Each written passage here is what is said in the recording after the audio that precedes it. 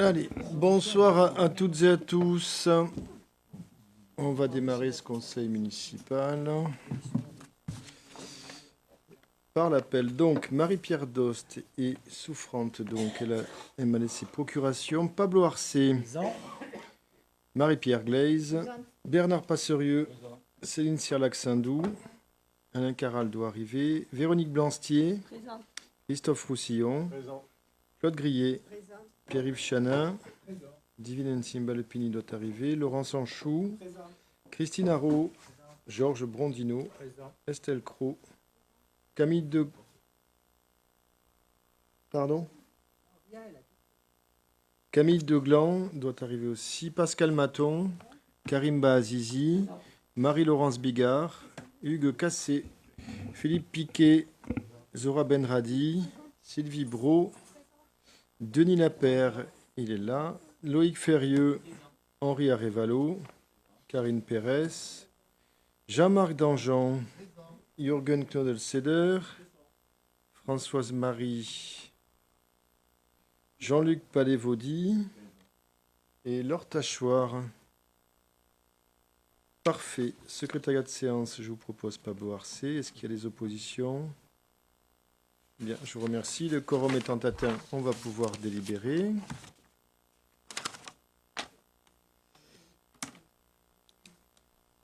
Alors, première chose concernant le procès verbal, celui du 30 novembre, compte tenu des délais entre le conseil du 30 et celui du 21 décembre, n'a pas pu être produit.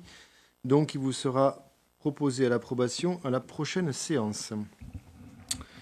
Autre élément concernant la conférence des présidents. Plusieurs questions ont été posées concernant notamment le renouvellement de l'adhésion à Soleval. Donc, j'ai des éléments à vous amener.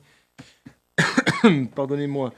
Notamment sur le montant de l'appel à cotisation à titre indicatif qui a été partagé en commission, 10 300 €, avec un taux de cotisation à taux réduit, on vous l'enverra par mail en suivant, mais je vous donne les chiffres là, à 7 508,50 €, décomptage d'énergie à 1854,23 centimes, et l'énergie, électricité et gaz, pardon, et les comptages eau pour 943,25 centimes. Ce qui nous fait donc, je vous laisserai faire le calcul, un total de 10 300 €. Il y a visiblement un arrondi qui n'est pas bon, puisqu'on est à 98 centimes. On doit être à 10 299,98. Voilà, parce que là, le calcul rapide fait que... La somme des arrondis n'est pas l'arrondi. Exactement. Sur le point 6, mise à jour de la PCP, il a été demandé de faire un point d'information en commission sur le projet maraîchage, donc pour vous indiquer que ça sera inscrit en commission 1 au mois de février prochain.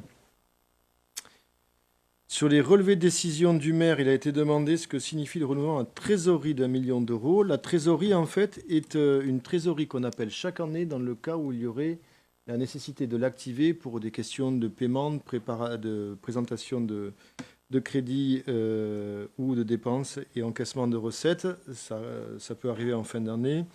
Elle n'est pas retranscrite dans le flux budgétaire, seulement au niveau des règlements de ses intérêts. Pour vous en informer que cette somme que nous appelons chaque année n'a pas été utile de la mouvementer, notamment sur la précédente période. Et sur celle-ci, on fera le point au moment du compte administratif. Je vous informe qu'un vœu a été déposé, vous devez l'avoir sur table. Motion présentée par le groupe majoritaire Ramonville pour tous concernant l'hébergement d'urgence sur la commune de Ramonville qui fait suite à deux autres motions, celle de la commune d'Ozeville et celle qui a été proposée en conseil de communauté du Sicoval. Donc on les a repris en l'adaptant bien entendu au contexte ramonvillois et on vous proposera de débattre en questions diverses de cette motion. Enfin, je vous informe que le prochain conseil municipal aura lieu le 15 février prochain. Voilà. Et dernière information, mais non des moindres. Nous avons ce soir le dernier conseil municipal de notre directeur de cabinet, Gauthier Givaja, qui nous quitte le 22 janvier prochain pour retrouver... alors, non, ce n'est pas une autre collectivité, une autre administration, une administration d'État, la préfecture, de région. Voilà. Merci Gauthier pour le travail que tu as fourni toutes ces années. En mon nom personnel, celui aussi du nom de l'ensemble des élus de ce conseil municipal. 8 années passées à direction d'un directeur de cabinet, c'est pas chose facile. Et en plus, avec le maire que je suis, encore moins facile, mais ça, il le sait bien. Après, on verra comment ça se passera à la préfecture. Hein. Peut-être que tu te diras, mais en fait... mais en tout cas, on a eu beaucoup de plaisir. J'ai eu beaucoup de plaisir personnellement à travailler avec toi toutes ces années. Je pense que c'est le cas de l'ensemble des conseillers municipaux. Une nouvelle page s'ouvre donc pour toi dans ta carrière professionnelle. Et je sais que c'est une nécessaire maintenant et méritée après... des années auprès des élus qui font que le travail des élus auprès des élus est pas toujours facile, souvent très prenant, et qu'il y a aussi besoin personnellement de pouvoir se poser. Je n'envoie pas un message au préfet de région en lui disant que tu ne travailleras pas du tout, parce qu'on connaît ta capacité de travail. Mais en tout cas, très fier d'avoir pu être à tes côtés et qu'aujourd'hui tu puisses rentrer dans l'administration. C'est une d'État, c'est une belle chose. Bonne continuation pour ton parcours et pour l'ensemble du groupe majoritaire et des élus, je pense, des minorités. Je voulais qu'on puisse t'applaudir pour ton travail. Merci.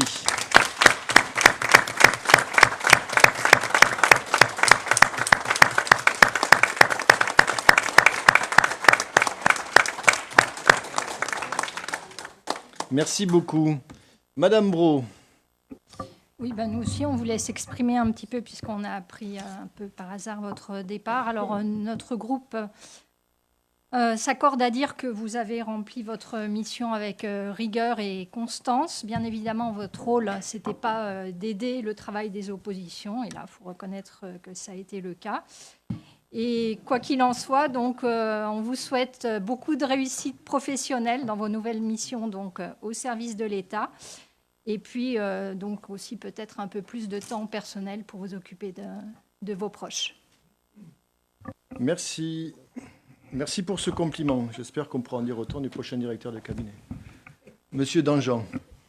Je suis pris au débeauté, donc je vais improviser. J'avais ouï dire que peut-être un mouvement se ferait.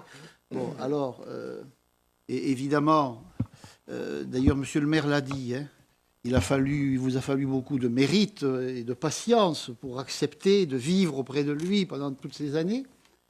Et donc, déjà, le dire et le reconnaître, c'est extrêmement positif. Et je pense que de toute façon, la tâche ne sera évidemment pas facile à la préfecture, mais elle est sans doute à la hauteur de vos qualités. À la préfecture, vous aurez de multiples occasions, je crois, effectivement, de montrer qu'il y faut aussi, dans ce type de fonction, pas mal de courage.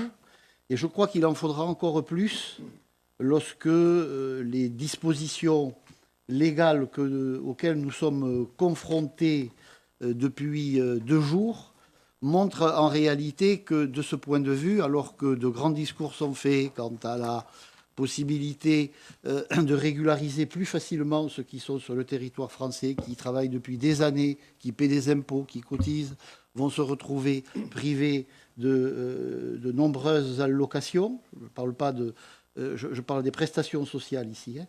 Mais je crois qu'il y a effectivement beaucoup d'investissements à avoir dans le cadre de vos fonctions. Et de ce point de vue, je vous souhaite à la fois beaucoup d'abnégation, du courage, bonne route et bonne chance.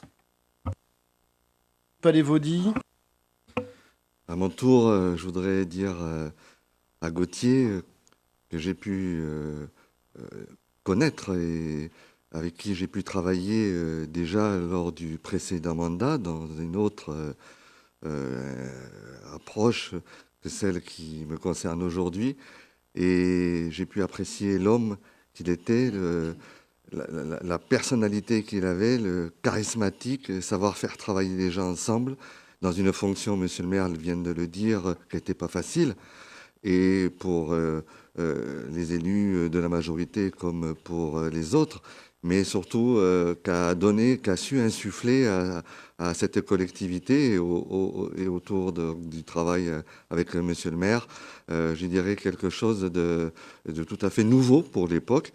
Et puis, de ce fait, moi j'ai apprécié l'homme et qui était jeune et qui en même temps a su mener son travail et qui a su mener sa vie familiale, je dirais, de concert, en sachant que ce n'était pas toujours facile. Et pour ce qui me concerne aujourd'hui, dans une autre démarche, j'ai su apprécier tout le respect qu'il a pu me montrer par rapport à mes engagements et mes fonctions de conseiller municipal. Et je dirais que je lui en suis reconnaissant et à mon tour, je voudrais lui souhaiter pour le futur, dans cette préfecture de la Haute-Garonne, tout le bien qu'il a pu apporter à cette collectivité et puis qu'il n'oublie pas Ramonville lorsqu'on sonnera à la porte sur des sujets, comme l'a rappelé Jean-Marc Danjean, qui ne vont pas manquer à concerner eh bien, des communes comme la nôtre, mais comme toutes les autres communes. Dans un climat qui est difficile politiquement et qui est difficile socialement, je pense que les agents de la préfecture ont aussi leur rôle à jouer. Et en sachant que des gens comme toi y seront, eh bien, quelque part, je dirais, entre guillemets, c'est rassurant. Et merci Gauthier. Merci. Il a pris quelques cheveux blancs, c'est vrai. Hein, ouais. Bon, c'est pas le seul. Hein. Moi, non. Je sais ce que tu vas me dire. Bien, allez, sans transition aucune, on passe au...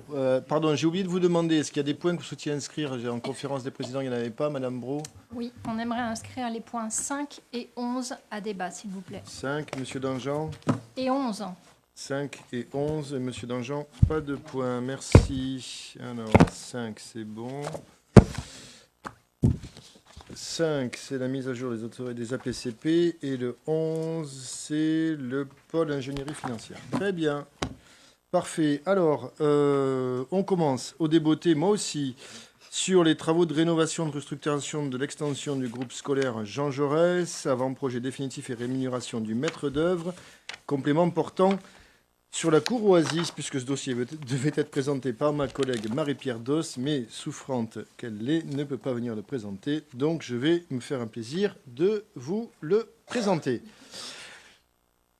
Allez, on y va. Les grandes étapes du projet. Donc, vous vous souvenez, on a passé l'APS et l'APD à deux moments.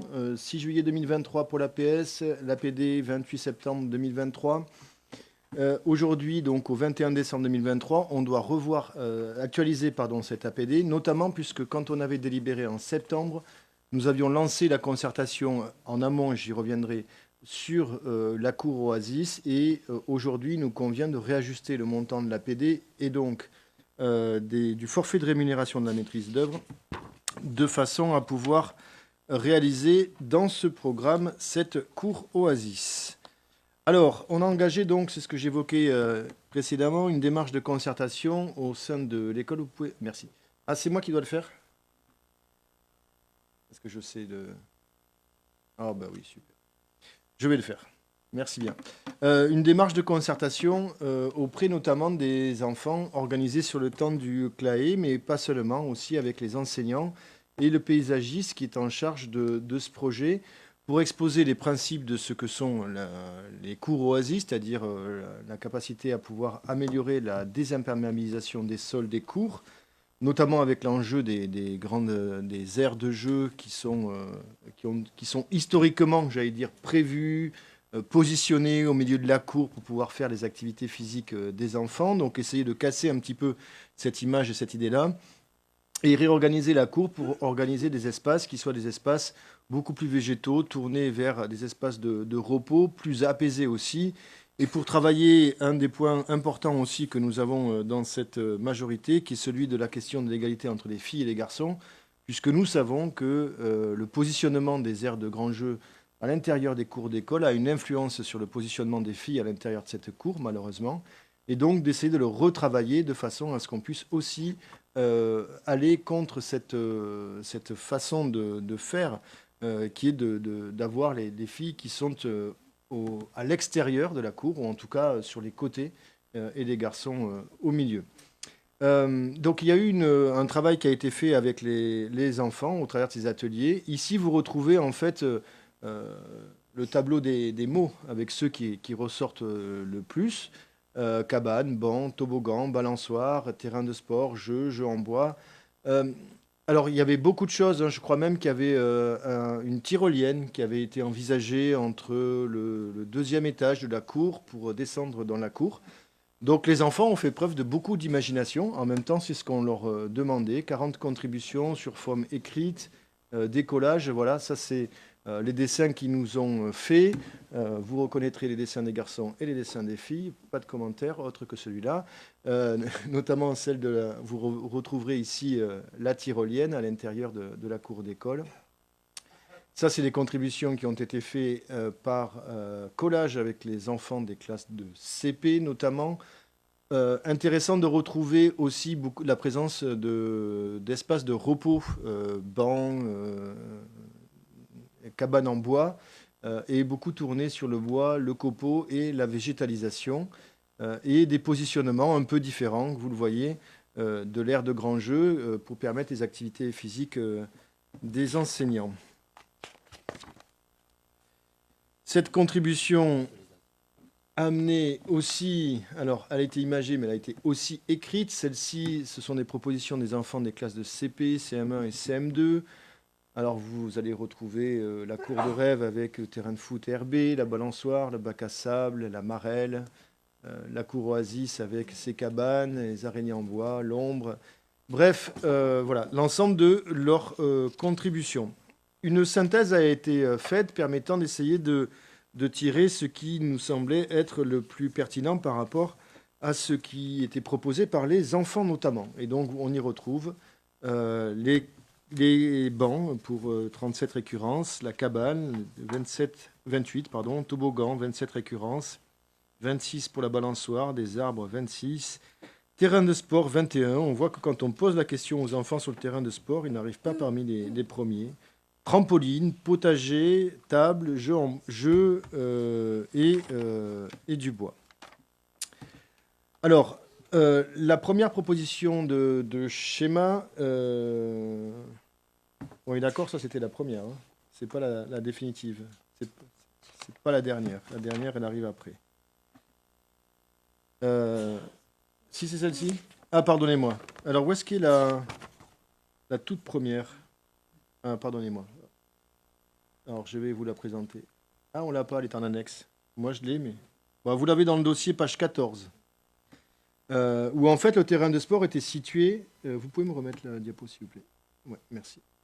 Où le terrain de sport était situé plus au milieu de la cour. Et ici, dans cette nouvelle proposition qui a été faite, les zones de multi-activité, pour le coup, ont été reportées en périphérie, avec une première zone de multi-activité au nord, qui vient s'articuler avec le préau. Alors, je ne sais pas si vous le voyez, mais c'est ici. Et une deuxième zone de multi-activité qui vient ici, au sud de la cour. L'espace central, donc, est dédié à ces espaces de jeu, de repos, de partage et de calme. Et c'est, j'allais dire, vraiment l'apport important de cette concertation par rapport au premier schéma que nous avions envisagé. Sachant que sur l'école maternelle, je sais, on l'a ou pas? Non, c'est pareil, c'est en annexe. On l'a dans la présentation? Et non. Sachant que sur l'école maternelle, on est resté sur le projet qu'il y avait en APD, celui-ci étant validé par les enfants et les enseignants. Alors, ce travail fruit de la concertation laisse une place plus importante à la biodiversité, avec 30 à 40% de la surface qui est désimperméabilisée. Ce qu'il faut savoir, c'est qu'aujourd'hui, on est à peine plus de 10% de la cour qui est désimperméabilisée. Et cette cour, donc, de 1300 m², va s'articuler en 3 zones fonctionnelles. La première, un espace de jeu central devant la grande salle de la haie, avec un espace d'activité calme en face de l'espace ludique, donc plutôt accolé au mur de la maternelle, exactement ici. Et enfin, des espaces de multisport que j'ai présentés tout à l'heure, qui se répartissent au nord et au sud de la cour. Voilà. Et enfin, un jardin potager, puisqu'il y avait une demande de jardin potager que vous avez peut-être pas vu, mais que je vais vous présenter, qui est ici. Hop là, attention, qui est ici.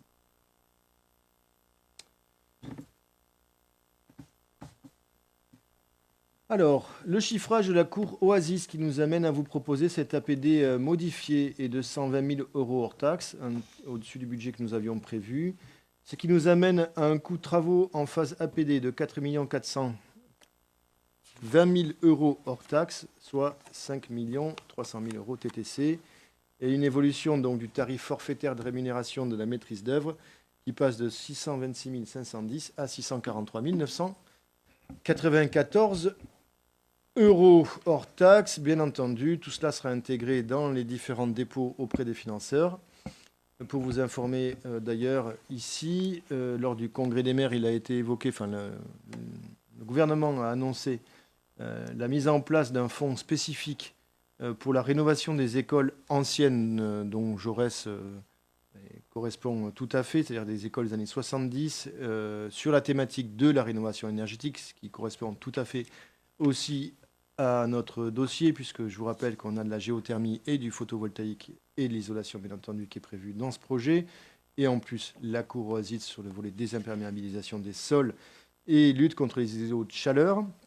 Donc, on a sollicité, dès le retour du congrès des maires, le préfet et le recteur pour pouvoir inscrire ce projet, puisque l'État doit retenir 10 écoles dans le par département d'ici la fin, début d'année prochaine. Nous verrons ce qu'il en est et si notre projet est retenu. Et ensuite, il y aura bien entendu le fonds vert et les autres sollicitations habituelles des CIL, des ETR, CAF, etc. Et je crois que la présentation est terminée. Et donc, je vous laisse la parole. Oui, monsieur Ferrieux. Oui, bonsoir à tous. Donc, tout d'abord, nous vous remercions pour la présentation que vous nous avez faite, ainsi que tous les services municipaux, personnels de l'éducation nationale, prestataires et bien sûr les enfants qui ont participé à la concertation. C'est un projet innovant qui va dans le sens de la lutte notamment contre les îlots de chaleur dans les cours d'école. Pour cette raison, entre autres, nous soutenons cet ajout au projet global. Nous resterons attentifs au coût de l'opération, puisque d'une première estimation du coût global autour de 5 millions d'euros TTC en mars 2022, on est aujourd'hui à presque 7 millions d'euros, en espérant que les ouvertures de plis seront favorables, bien sûr.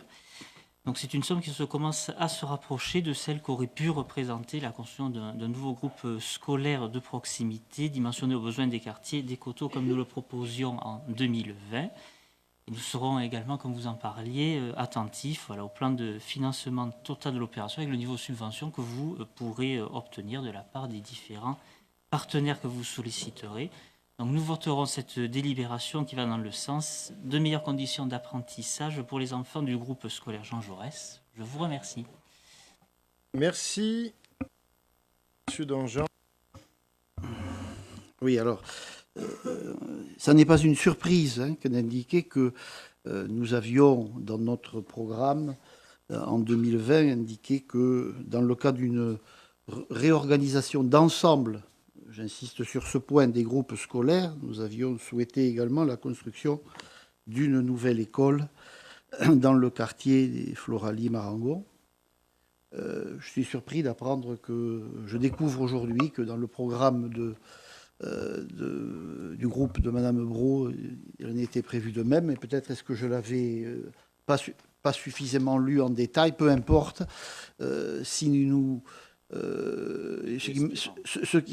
on vous a inspiré, c'est ce que j'allais dire, tant mieux. Alors, ce que je voulais dire, c'est que bien entendu, nous allons voter cette délibération, puisque nous avons voté les précédentes, que nous avons participé à la sélection des intervenants, et qu'il n'est pas question aujourd'hui de venir prendre une position qui ne serait pas compréhensible. Simplement, on doit faire effectivement le constat objectif qu'au fur et à mesure des discussions que nous avons, nous sommes dans le cadre d'une augmentation des coûts. Alors vous dites que ça se rapproche de le coût concernant une école nouvelle. Ça me paraît être effectivement une évidence. Moi, ce que je regrette surtout, c'est que puisqu'on parle de désimperméabilisation, de végétalisation, et puis surtout que l'on souhaite se rapprocher pour favoriser les conditions de travail des élèves, des personnels. On veut se rapprocher d'une école permettant de créer par des puits climatiques une ventilation bien meilleure.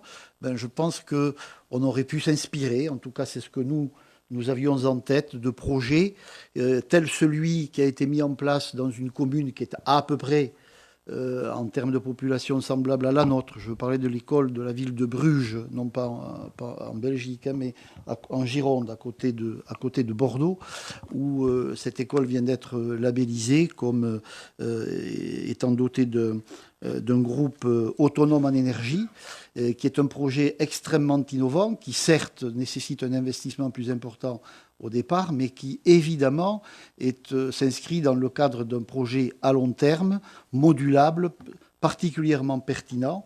Et c'est dans ce cadre-là que nous avions proposé, nous, la construction d'une nouvelle école, d'autant que cela me semble d'autant plus nécessaire eu égard au nombre d'habitants dans ce quartier. Donc nous voterons la délibération, tout en rappelant que pour nous, il n'y a pas de projet innovant qui est mis en place au travers de la rénovation de l'école Jean Jaurès. Merci. Écoutez, je ne vais pas redire ce que j'ai dit au dernier conseil municipal et qui est dans le compte-rendu, voilà. Mais le mieux, c'est de faire la démonstration par la preuve. Donc, au conseil municipal du 15 février, nous publierons un benchmark des constructions de toutes les écoles neuves sur un périmètre à peu près l'Occitanie, quoi. Si vous voulez, on fait la Nouvelle-Aquitaine, on regardera Bruges. Une école, c'est possible. Un groupe scolaire, ça l'est moins. Sachant qu'un groupe scolaire, c'est 2 écoles, on est d'accord. 14 millions d'euros, 15 millions d'euros, c'est ça le coût en fait d'un groupe scolaire de cette taille-là, avec les normes actuelles, et pas 7 millions d'euros. Vous remarquerez la nuance qu'entre 7 et 14 ou entre 7 et 16, il y a à peu près le double. Donc, moi, je veux bien qu'on fasse des raccourcis, mais pas de souci. On regardera Bruges. Alors, Bruges, vous avez noté, monsieur le directeur de cabinet, même s'il vous reste que quelques jours, c'est en Gironde et pas en Belgique. J'aurais au moins appris quelque chose aujourd'hui. Voilà. Merci, monsieur Danjean. Je vous propose de passer au vote. Qui est contre? Qui s'abstient? Unanimité. Merci.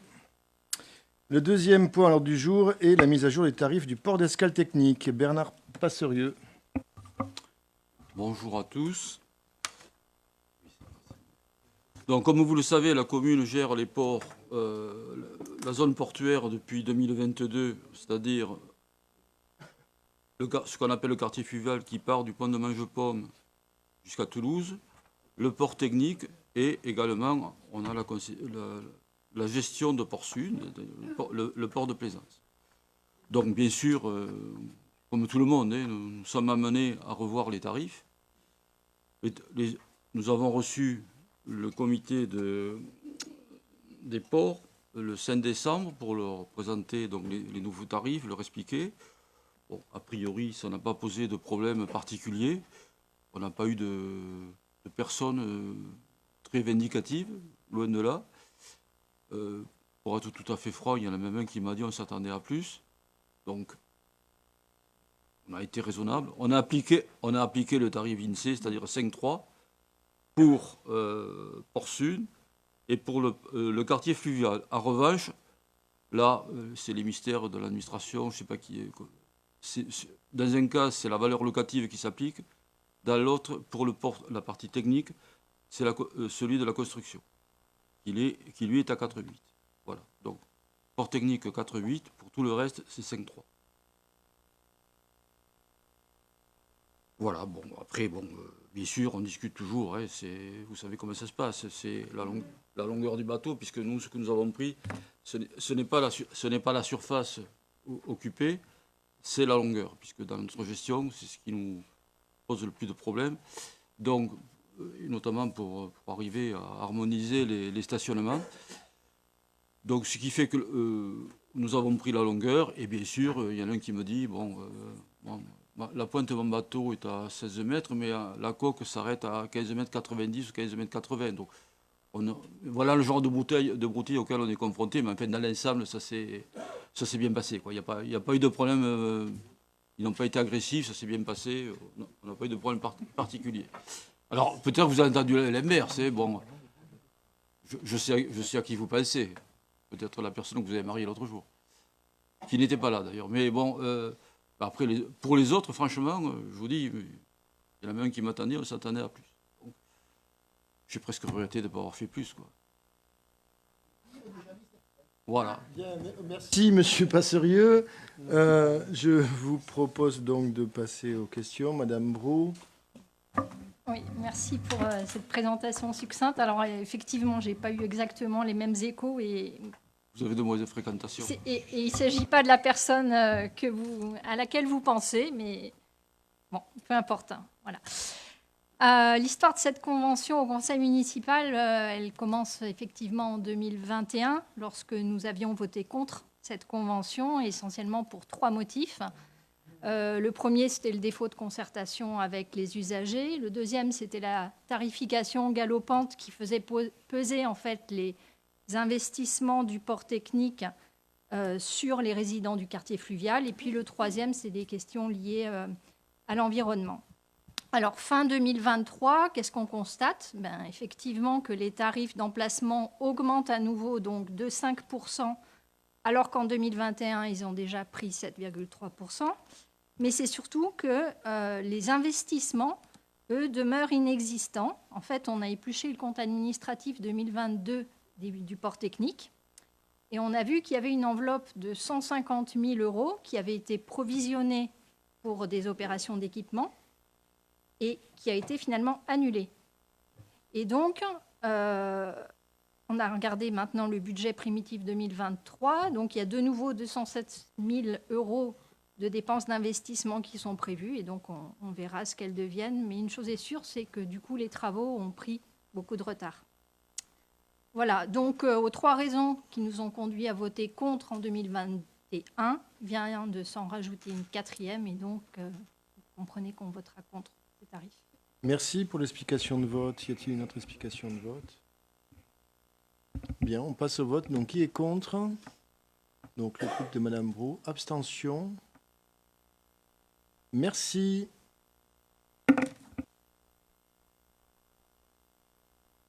Cimetière.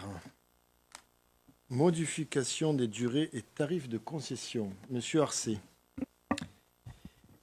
Merci, bonsoir mesdames et messieurs. Donc je vais vous présenter la délibération sur la modification et les durées des tarifs des concessions des cimetières. Nous avons 2 cimetières à Ramonville, le cimetière Sainte-Agne, c'est l'ancien cimetière où il y a 691 concessions toutes perpétuelles, et le nouveau cimetière, dit c'est le cimetière du Pigeonnier, où il y a un peu 1200 concessions.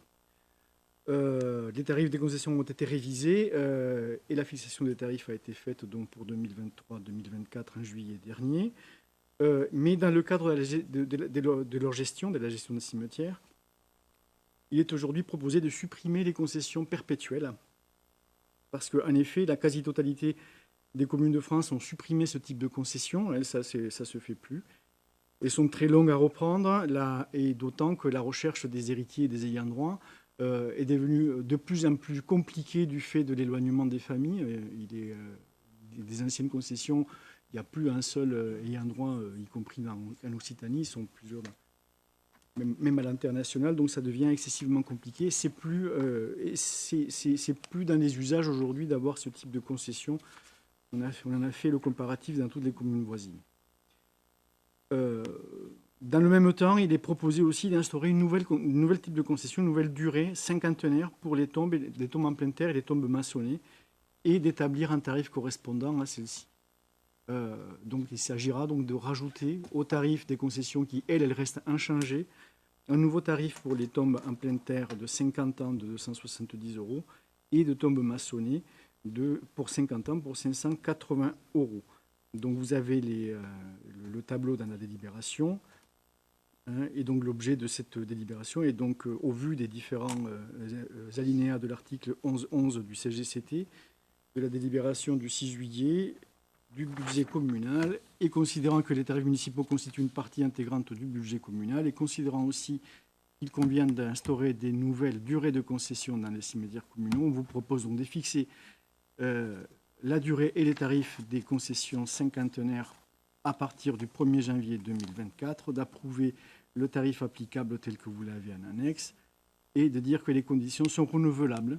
Même les concessions de 30 ans ou 50 ans sont renouvelables au tarif en vigueur au moment de leur renouvellement et de charger Monsieur le maire ou son représentant de prendre toutes les mesures à l'exécution de la présente délibération qui ne sera pas enterrée, bien au contraire, et que les recettes résultant seront perçues sur le budget de l'exercice correspondant. Merci. Y a-t-il des questions sur ce dossier important de la gestion de nos cimetières? Non?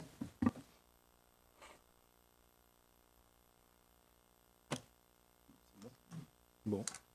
Non, mais c'est un dossier. La gestion des cimetières est quelque chose de très important. On ne dit pas assez. Mais bon, écoutez, pas de souci. On va passer au vote. Qui est contre? Qui s'abstient? Unanimité. Merci. Renouvellement de l'adhésion à Soleval. Alain Caral.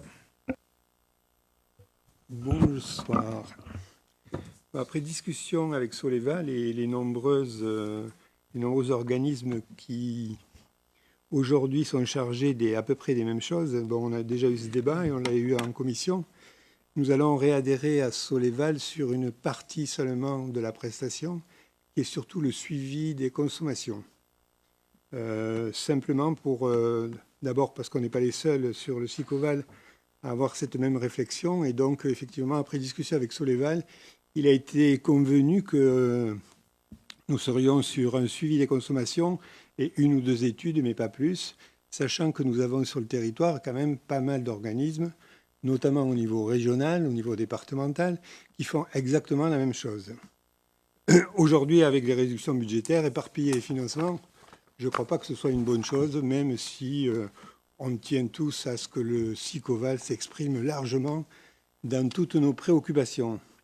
Donc, nous allons réadhérer sur le suivi des consommations et sur quelques études à Soleval. Nous en avons discuté en commission. Alors, je ne sais pas si vous connaissez le dossier, mais si vous avez des questions, parce que je ne vais pas aller plus loin dans l'explication, si vous avez des questionnements plus précis et tout ça, je répondrai plus facilement à des questionnements qu'à raconter tout ce qui se passe à Soleval. Est-ce qu'il y a des questions? Monsieur Knodel-Seder, je suppose. Oui, c'est pas trop une question, en fait, c'est plutôt un commentaire. Donc, ça fait plaisir, effectivement, parce que parfois, on a l'impression que c'est utile qu'on pose des questions. Ce qu'on avait fait en septembre, quand on avait posé la question pourquoi Ramonville ne souhaite plus adhérer à Soleval, ce qui était la position à l'époque. Et on nous a expliqué, effectivement, que ce n'était pas très utile comme partenariat. En plus, ils ne sont pas très fiables, etc. Aujourd'hui, ça a quand même beaucoup changé ce positionnement. On a vu en commission justement une longue liste des choses pour lesquelles le Soleval est utile pour la commune. Et donc, ça inclut bien évidemment le suivi des consommations, de l'énergie, mais aussi de l'eau. Et aussi, notamment, le soutien pour répondre à des appels d'offres, entre autres, qui étaient dans la liste. Et donc, en plus, Soleval a fait un geste de réduire le montant de l'adhésion pour des grandes communes.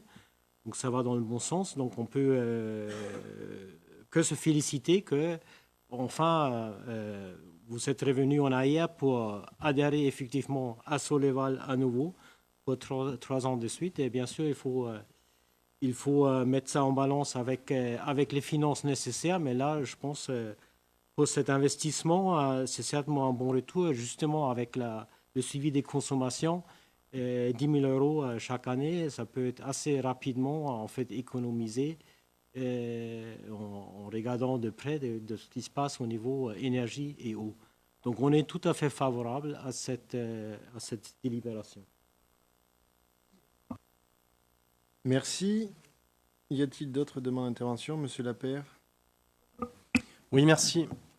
Donc notre groupe approuve le renouvellement de cette adhésion, puisque outre le suivi des consommations et les optimisations d'achat énergétique, Soleval apporte aux particuliers tout comme aux collectivités une aide importante par sa sensibilisation et son guichet d'information.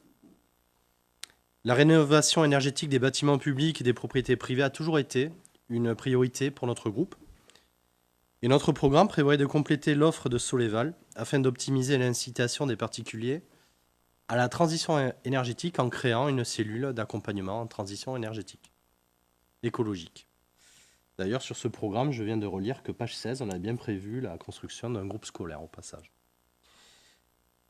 Nous avons effectué ici régulièrement des propositions sur cette thématique qui ont été rejetées sans débat, comme par exemple l'exonération de la taxe foncière pour les propriétaires ayant engagé des travaux de rénovation énergétique de leur logement, le recours au fonds vert ou au plan de relance. Donc, nous serons favorables au renouvellement de l'adhésion et nous serons attentifs au service rendu compte tenu du montant de la cotisation et des ententes sur cette thématique. Merci. D'autres demandes d'intervention? Bien, je passe au vote. Qui est contre? Qui s'abstient? Unanimité. Merci. Dans les points que... pardonnez-moi, j'ai oublié deux choses sur Soleval. Donc là, on a délibéré sur le montant, sur le renouvellement de la convention. À noter donc, pour ceux qui ont fait le calcul de tête, on est bien à 10 305,98 €. Hein. Ça n'aura échappé à personne. Par contre, on doit renouveler nos représentants. Donc, nous vous proposons Alain Caral en titulaire, M. Passerieux en suppléant. Pour ce vote-là, on peut faire un vote séparé, uninominal. Il a la possibilité de déposer des candidatures et de faire un vote à bulletin secret. Donc, j'aimerais savoir s'il y a d'autres candidatures et si vous souhaitez un vote global, un vote uninominal et un vote à bulletin secret. M. Danjean? Non? Ni l'un ni l'autre, très bien.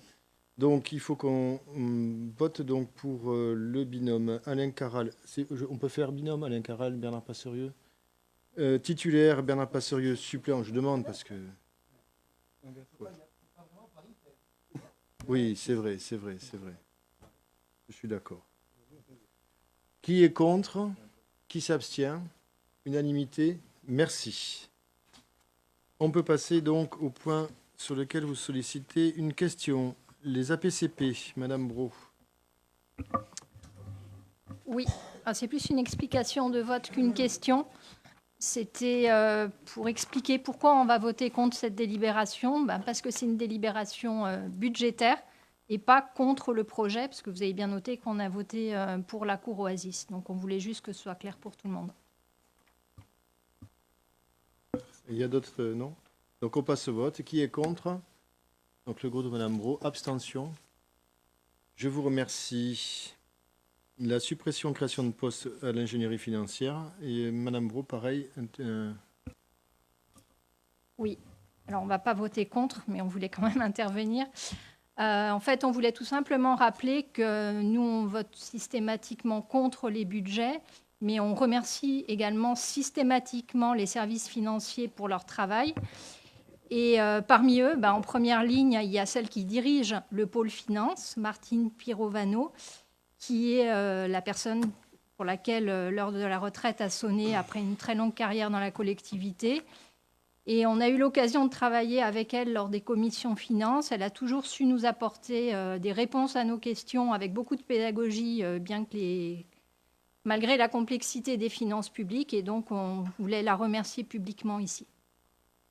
Merci pour elle, mais nous aurons l'occasion de le faire. Elle a encore un budget à préparer, Martine, puisque sa départ à la retraite n'est pas encore pour tout de suite, mais on anticipe son recrutement, bien entendu. Merci, on passe au vote. Qui est contre? Qui s'abstient? Unanimité, merci. Et nous avons en questions diverses... ah non, pardon, ça c'est vu à la fin, excusez-moi. Tac. Alors, on va passer au vote de la délibération numéro 6, l'ouverture anticipée des crédits d'investissement avant le vote du budget primitif 2024. Qui est contre? Le groupe de Madame Brault. Abstention? Pas d'abstention. C'est approuvé, merci. L'adoption de la nomenclature budgétaire et comptable M57. Je regrette que vous ne l'ayez pas fait remonter au débat, ça, parce que Pablo y était prêt.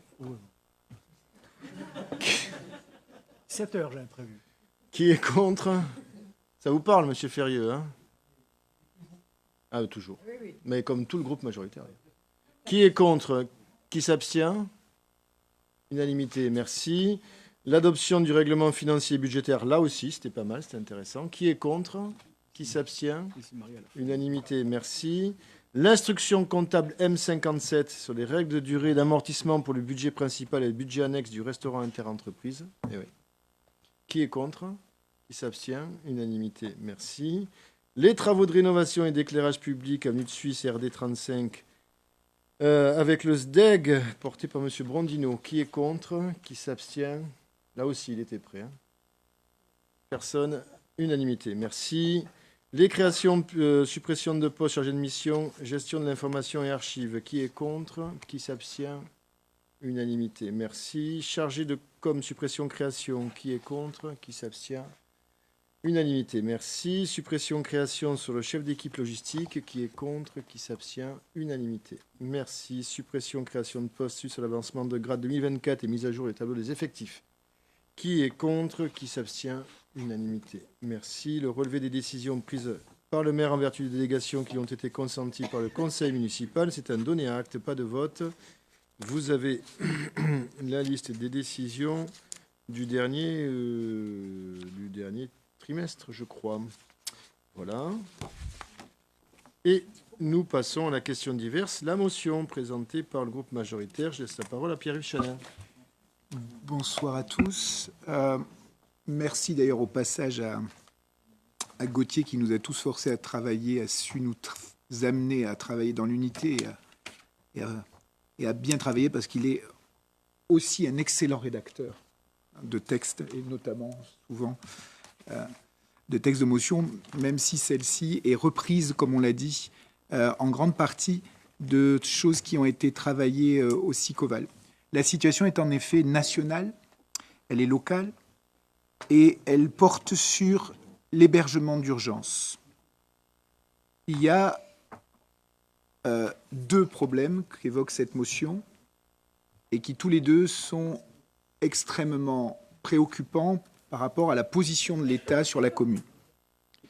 Et nous souhaitons donc attirer l'attention des services de l'État sur la question des hébergements d'urgence. D'une part, depuis le mois de mai 2023, des familles logées en hébergement d'urgence sont mises à la rue en Haute-Garonne.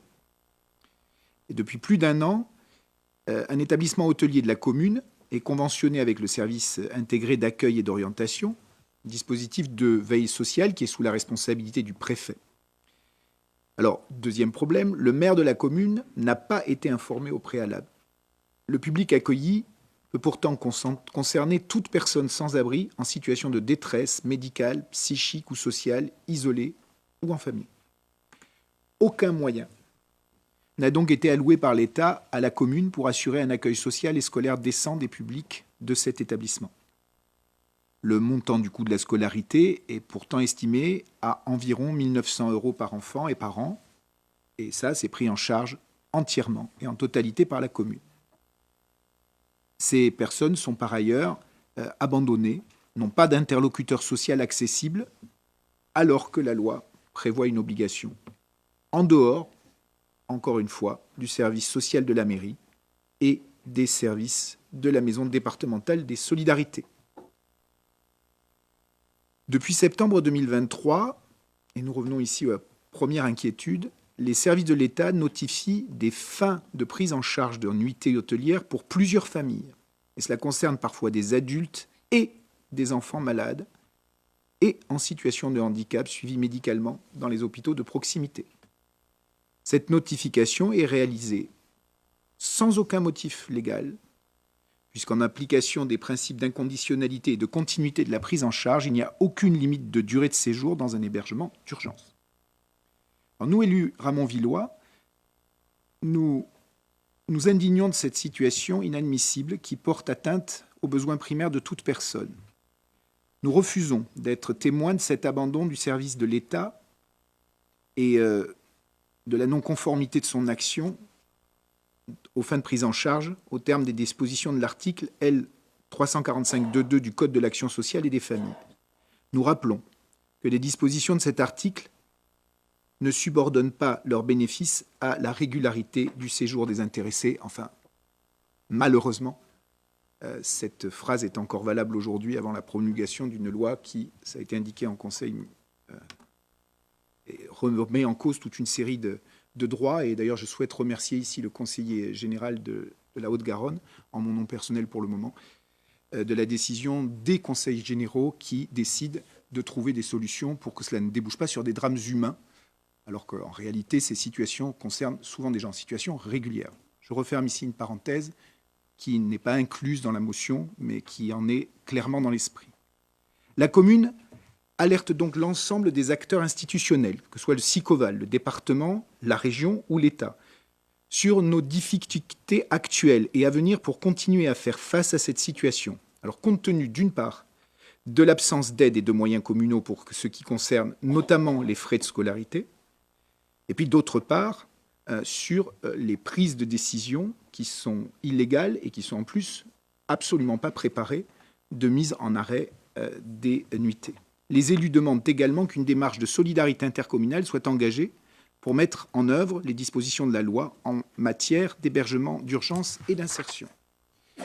Dans ce contexte, nous demandons qu'aucune expulsion d'un hébergement d'urgence ne soit notifiée dès lors que la loi n'est pas respectée. Que chaque enfant logé en hébergement d'urgence puisse poursuivre sa scolarité dans l'établissement scolaire le plus proche de son hébergement. J'avoue qu'en lisant cette phrase, je ne pensais jamais avoir à lire une chose pareille. Que les personnes logées en hébergement d'urgence, malades et sans mobilité, donc personnes à mobilité réduite, puissent accéder à des soins médicaux prescrits avec le déplacement des acteurs de santé vers le lieu d'hébergement quand leur état de santé est trop dégradé pour se déplacer. Que dès lors qu'un hébergement d'urgence conventionné avec les services de l'État existe sur une commune, des moyens soient alloués à la commune de façon à ce qu'elle puisse assurer ses obligations de proximité. Que l'information concernant l'hébergement d'urgence sur la commune soit portée à connaissance préalable de Monsieur le maire afin, notamment, que les services municipaux, que ce soit le social ou l'éducation, par exemple, puissent accompagner au mieux les situations et les publics concernés. Enfin, nous insistons sur le fait que seul le législateur peut créer ou modifier les critères d'accès ou de maintien dans l'hébergement d'urgence et qu'une décision préfectorale prononçant la fin de prise en charge d'une personne dans le dispositif d'hébergement d'urgence porte une atteinte grave et manifestement illégale au principe de continuité prévu par la loi. Je vous remercie. Merci beaucoup. Est-ce qu'il y a Monsieur Dangean et Madame Brault en suivant? Monsieur Dangean, je vous laisse... Madame Brault. Oui, je voudrais attirer votre attention, mes chers collègues, sur au moins deux points. Le premier, c'est que l'article L345-2-2 du Code de l'action sociale et des familles édicte que toute personne sans abri en situation de détresse médicale, psychique ou sociale a accès à tout moment à un dispositif d'hébergement d'urgence. Le deuxième point, c'est que dans une décision récente, qui est du 22 décembre 2022, le Conseil d'État, qui, comme chacun le sait ici, est la plus haute juridiction administrative, dans l'ordre administratif, le Conseil d'État a indiqué que les ressortissants étrangers visés par une OQTF, un ordre de quitter le territoire français, une obligation de quitter le territoire français, ou dont la demande d'asile avait été définitivement rejetée, relevaient du champ d'application du principe d'accueil inconditionnel qui est rappelé par le texte que je viens de citer. Alors, à la lumière de ce qui vient de se passer, du vote de la loi dite sur l'immigration et sur l'intégration, je pense qu'il est bon de rappeler ici que, manifestement, les décisions qui sont prises et les mesures qui sont prises s'intéressent assez peu aux beaux principes qui sont rappelés dans le Code de l'action sociale et qui sont même rappelés par le Conseil d'État, et qu'en réalité, il en va tout autrement de la situation faite aux plus démunis, à celles et ceux qui sont dans la misère et qui sont privés de droits. et qui se retrouvent dans des situations absolument catastrophiques. Or, au travers du texte qui vient d'être voté, qui nous est présenté comme un texte permettant de combattre l'immigration, alors qu'il s'agit en réalité d'une toute autre ambition, c'est plutôt celle qui consiste à complaire aux populistes, eh bien, on est dans une situation où la Constitution française elle-même, au-delà des principes légaux que je viens de rappeler, la Constitution française elle-même est manifestement bafouée. D'ailleurs, de façon assez originale, en tout cas pour ma part, c'était la première fois que je l'entendais prononcer aussi ouvertement. À la tribune de l'Assemblée nationale, le ministre de l'Intérieur a expliqué que bon nombre des dispositions du texte voté étaient sans doute inconstitutionnelles et que le Conseil constitutionnel, saisi après que le législateur chargé de voter la loi, de l'établir, et donc d'établir une loi qui soit, en principe en tout cas, conforme à la Constitution, que le Conseil constitutionnel serait chargé de faire le ménage, position qui a été reprise également par Madame le Premier ministre, qui affirmait sur France Inter également que ces dispositions seraient sans doute retoquées par le Conseil constitutionnel. Alors, en ce qui me concerne, je ne lis pas dans la boule de cristal et dans le mar de café, je ne sais pas ce que fera le Conseil constitutionnel. Enfin, il est en tout cas certain que la discrimination en fonction de l'origine ou de la religion qui est défendue par ce texte de loi et qui va à l'encontre du principe donc de l'accueil inconditionnel que nous avons rappelé tout à l'heure, que donc la discrimination en fonction de l'origine ou de la religion est contraire à l'article 1er de la Constitution,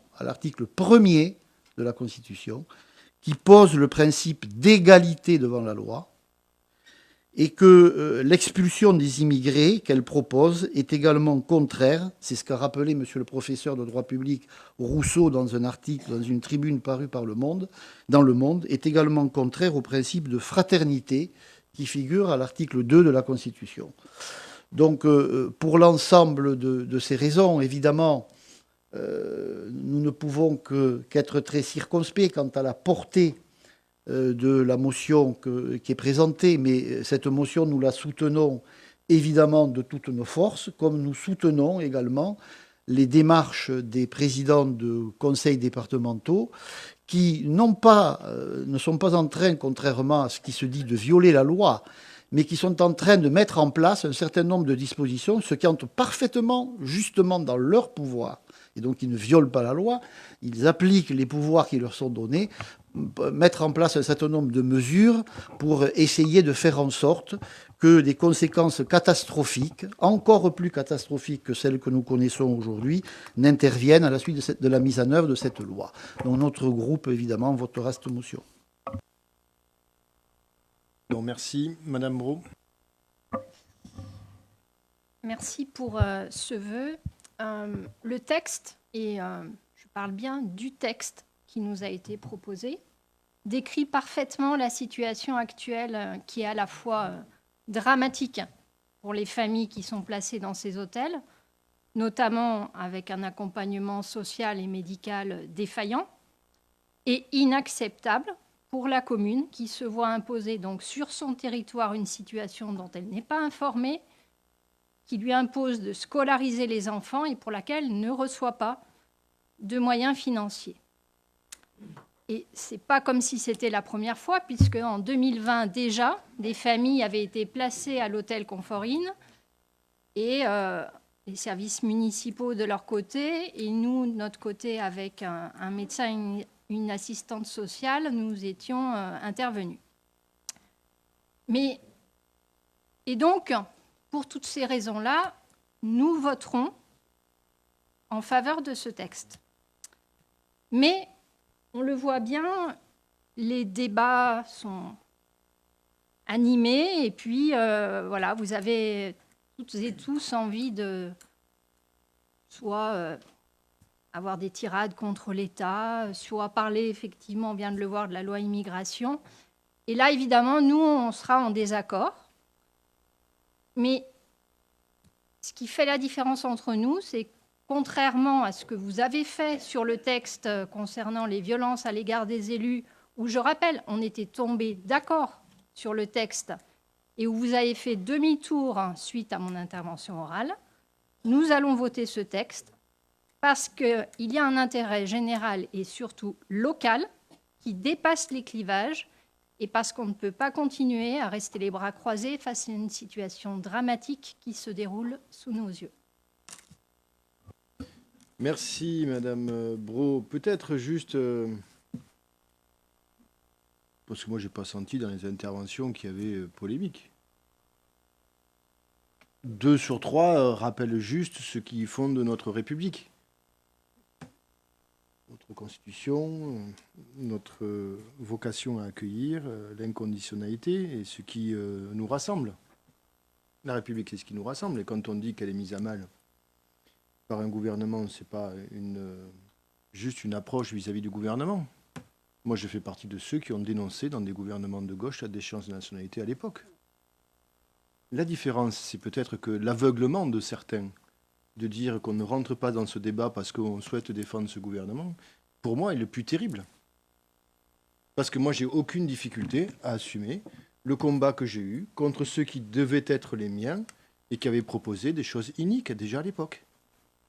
Parce que nous avons, dans notre société, malheureusement, à droite, peut-être plus qu'à gauche, mais aussi à gauche, des gens qui sont dans un basculement intellectuel qui remet en cause une partie de nos valeurs fondamentales. Et que moi, je fais de la politique que sur des valeurs. Pas parce que je suis adhérent de tel ou tel parti. Parce que j'ai des valeurs et chevillées au corps et que c'est ça que je défends, qui que ce soit. Et donc, au mois de février prochain, on présentera, on verra ce qu'elle sera devenue, mais un texte sur cette idée-là et sur cette logique-là, parce que c'est ça qu'il faut qu'on défende, ce sont nos valeurs. Qui que ce soit qui le porte. Darmanin, j'en ai que faire. Ou un autre, peu m'importe. Je vous propose de passer au vote. Vous voulez réagir, monsieur? Je voudrais juste rajouter quelque chose à votre propos, parce qu'il est exactement dans la lignée de ce que je pense. Oui, les valeurs, c'est essentiel, et c'est, vous en doutez. Mais ce qui est le pire, peut-être, c'est que ce n'est pas qu'une affaire de valeurs, la politique, c'est aussi une affaire de conséquences. Et les situations précises dans lesquelles on va se trouver à la suite de cette loi, si elle est maintenue dans la même situation, y compris localement, vous amèneront à avoir des drames qui feront que, après coup, vous direz « Ah, c'est pas bien ». Et je vote avec vous un texte pour dénoncer les conséquences de choses qu'en principe j'avais acceptées. Et moi, il me semble que les principes servent précisément, en amont, à éviter les drames. Oui, monsieur Arévalo. Remarque très rapide. Je m'étais dit que je n'allais pas intervenir ce soir, mais donc c'est raté. Non, mais la remarque, moi, je pense que c'est effectivement très très important quand on s'engage en politique, que cet engagement il soit construit autour d'un système de valeurs clair, rendu public. Après, pour moi, ce qui est important, c'est que ces valeurs, elles s'appliquent dans des pratiques. Voilà, c'est les pratiques qui sont observables et qui voient si effectivement il y a cohérence entre ce qui est déclaré et ce qui est fait. Je vous remercie. Je vais passer au vote. Donc, qui est contre? Qui s'abstient? Unanimité. Merci. Je vous souhaite de bonnes fêtes de fin d'année. Le prochain conseil municipal est le 15 février. Oui, vous avez remarqué, pour le dernier, je pense que c'est le conseil municipal le plus court de l'année. Et même depuis le début du mandat, c'est pour le directeur de cabinet. Il nous a demandé de faire vite ce soir. Il voulait rentrer dans ses pénates. Merci. C'est moi qui avais cette...